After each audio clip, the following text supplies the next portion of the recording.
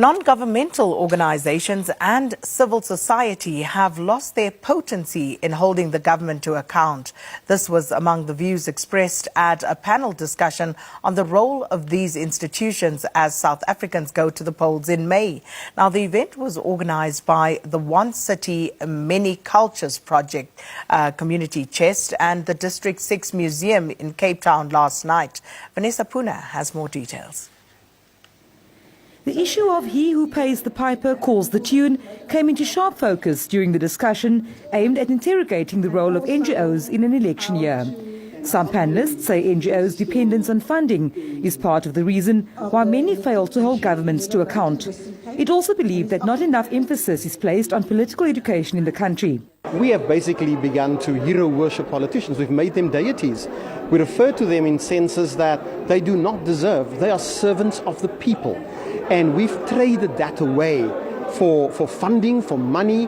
We've traded away for favors and for inside information.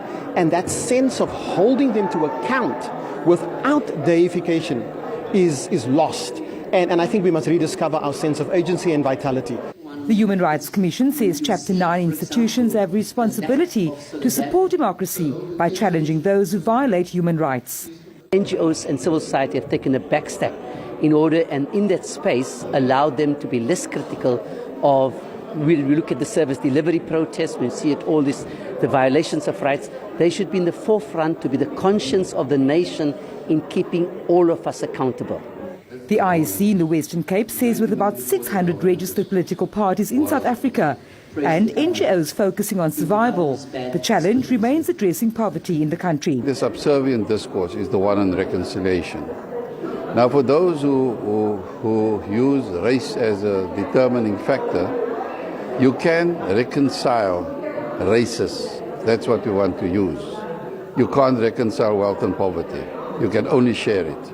And I think that's our major challenge at the moment. He says South Africa is in the process of losing the dignity of its electoral process, and this needs to be addressed through changes in the electoral law. Vanessa Puna, SABC News, Cape Town. ANC Deputy